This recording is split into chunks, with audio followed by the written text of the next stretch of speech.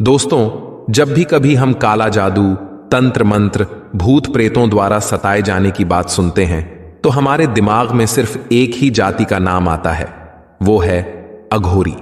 अघोरियों का स्वभाव और जीवन शैली देखकर हैरानी होती है, क्योंकि वे मानव योनि में होते हुए भी समाज से बिल्कुल अलग हैं। जहां सामान्य व्यक्ति अपने जीवन में घर परिवार की खुशहाली और समृद्धि के लिए हमेशा प्रयास करता है, वहीं अघोरी लोग घर परिवार का त्याग करके अपना पूरा जीवन गुप्त विद्याएं सीखने में, मृत व्यक्ति की आत्माओं से बात करने और तंत्र मंत्र से शक्तियां प्राप्त करने में लगा देते हैं। अघोरियों के खाने पीने या रहने के नियम ही अलग नहीं हैं, बल्कि मृत्यु के बाद उनके शरीर को नष्ट करने के लिए भी अलग नियम है, जो आप इस वीडियो में आगे जानेंगे। दोस्तों, अगर सच्चे अघोरियों की बात करें तो वे महान तपस्वी होते हैं, समाज के मानदंडों से बिल्कुल अलग रास्ता चुनते हैं, जिसमें अजीब तरह की परंपराएं और शारीरिक कष्ट भी शामिल हैं। अघोरियों के बारे में एक डरावनी बात भी की जाती है कि उनके पास अलौकिक शक्तियां होती हैं और वे काला जादू भी करते हैं। पर क्या यह सच में सही है?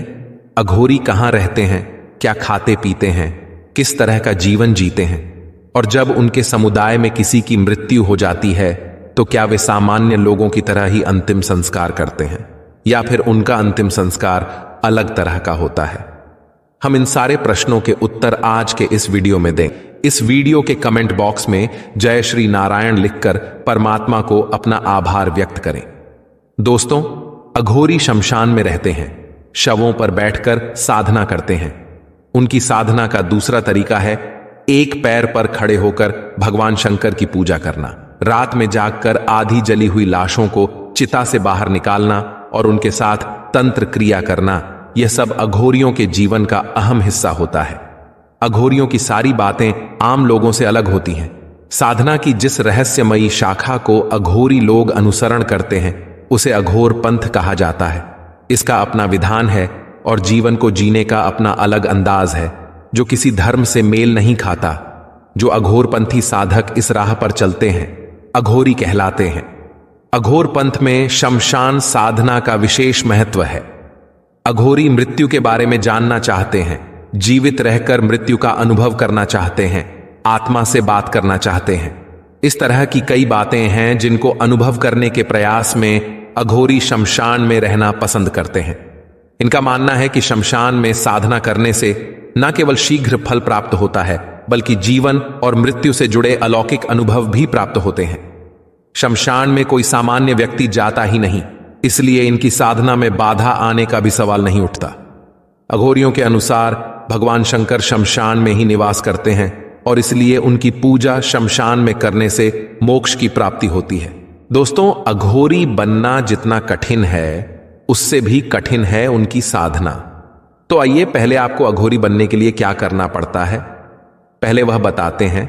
उसके बाद अघोरियों का अंतिम संस्कार कैसे किया जाता है उसे जानेंगे, और इसके बाद हम आपको अघोरियों से जुड़े कुछ रहस्य बताएंगे, जिसे सुनकर आप भी आश्चर्य में पड़ जाएंगे। दोस्तों, अघोरी बनने के लिए व्यक्ति को सांसारिक मोह माया त्यागना पड़ता है। उसे अपना परिवार छोड़कर किसी दूर स्थान पर जाकर सिद्धि प्राप्त करने के लिए तपस्या करनी पड़ती है। वे पूरे दिन सोते हैं और रात में शवों की राख पर बैठकर साधना करते हैं। वैसे तो उनके उलझे हुए बड़े बड़े बाल और लाल आंखें होती हैं। वे देखने में तो भयानक लगते हैं, लेकिन वास्तव में कई अघोरी स्वभाव से बहुत सरल भी होते हैं, क्योंकि वे सभी चीजों को पवित्र मानते हैं। उनके अनुसार सभी चीजें भगवान का उपहार है। वे अपने पूरे शरीर पर शवों की राख लगाते हैं। अघोरी बनने के बाद वे कोई भेदभाव नहीं करते। वे इसी तरह अपना पूरा जीवन व्यतीत करते हैं। हालांकि अघोरी बनना इतना आसान भी नहीं है। इस समुदाय में शामिल होने के लिए उन्हें अघोरी गुरु की शरण में रहकर 12 साल तक कठोर तपस्या और कठोर अनुष्ठानों का पालन करना पड़ता है। दोस्तों, अघोरी बनने के लिए उन्हें अपना घर परिवार छोड़ना पड़ता है। अपने परिवार और इस संसार से मोहभंग के लिए वे जीवित रहते हुए ही अपना अंतिम संस्कार कर देते हैं। ऐसा करके वो अपनी पुरानी जिंदगी को त्याग देते हैं और संकल्प लेते हैं कि वो कभी भी अपनी पुरानी जिंदगी में वापस नहीं जाएंगे और अपने परिवार से कभी नहीं मिलेंगे। इसलिए जब किसी अघोरी की मृत्यु हो जाती है तो उसके साथ के अन्य अघोरी मिलकर उसके शव को शमशान में ही बिना विशेष कार्यक्रम किए सामान्य तरह से या तो जला देते हैं या दफना देते हैं। वैसे तो एक अघोरी मृत व्यक्ति के शव को भी खाता है, लेकिन कोई भी अघोरी अपने साथी की मृत्यु के बाद उसके शव को नहीं खाता। अघोरी सामान्य जीवन नहीं जीते। उनके खाने का तरीका और इसके पीछे उनकी सोच भी बहुत अलग है। जब वे भूखे होते हैं तो वे मांस मदिरा का सेवन करते हैं। ये गोमांस को छोड़कर लगभग सभी प्रकार के मांस खाते हैं। मांस में ये गाय का मांस इसलिए नहीं खाते क्योंकि शिव के भक्त होने के कारण ये गाय की भी पूजा करते हैं। ये लोग मरे हुए मनुष्यों का मांस भी खाने से परहेज नहीं करते।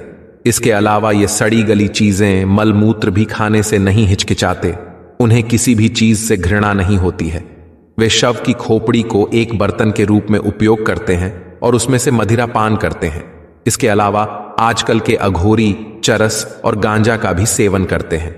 इतना अजीब खाने पीने के पीछे सच्चे अघोरियों की सोच होती है कि किसी भी स्वादिष्ट भोजन से जो सुख की प्राप्ति होती है वह उनकी साधना में बाधक है। इसलिए वो हमेशा स्वादहीन ऐसा भोजन करते हैं जिससे सिर्फ उनका शरीर जीवित रह सके और भोजन के प्रति उनकी उदासीनता बनी रहे।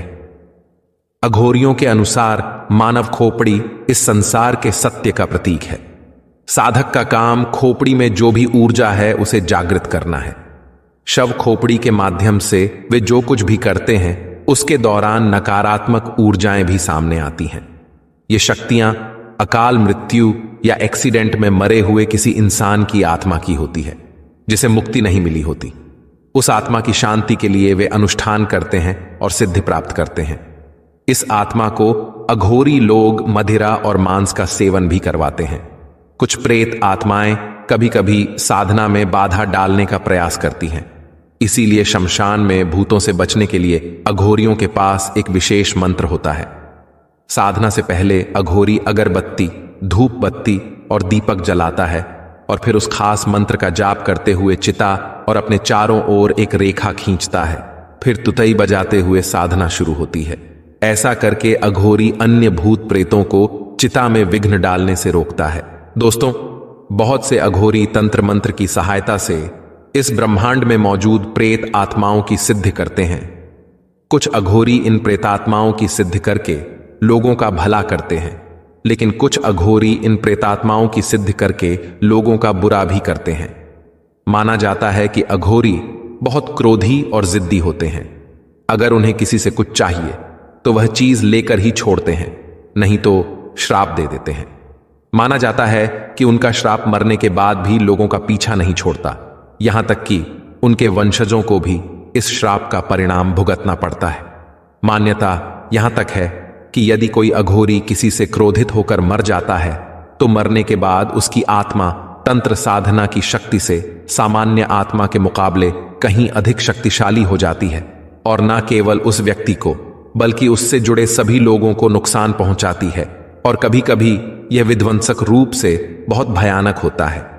इसीलिए कहा जाता है कि कभी किसी अघोरी को कुपित नहीं करना चाहिए। ये बात हम आपको एक उदाहरण से समझाते हैं। दोस्तों, आप सभी ने देखा होगा कि जिस घर में पहले कभी कोई झगड़ा या लड़ाई नहीं हुई हो, लेकिन अचानक ऐसा हुआ कि उनके घर की सारी शांति नष्ट हो गई। घर में लड़ाई, झगड़े, क्लेश होने लगे। या कभी कभी आपने देखा होगा कि परिवार के किसी सदस्य पर अचानक भूत प्रेत का साया आ जाता है, अर्थात कोई व्यक्ति किसी दुष्टात्मा के वश में हो जाता है। जब उसे किसी ओझा के पास ले जाया जाता है तो पता चलता है कि किसी ने दुश्मनी के कारण तंत्र मंत्र से यह काम किया है। ऐसा कार्य कोई दुष्ट अघोरी ही कर सकता है। लेकिन दोस्तों, कोई भी सच्चा अघोरी अपनी शक्ति का दुरुपयोग करके किसी को कोई नुकसान नहीं पहुंचाता। उम्मीद है कि इस वीडियो से आपको पता चल गया होगा कि जब कोई अघोरी की मृत्यु होती है तो उनका अंतिम संस्कार कैसे किया जाता है। अगर आपको यह वीडियो पसंद आई हो तो वीडियो को लाइक करें,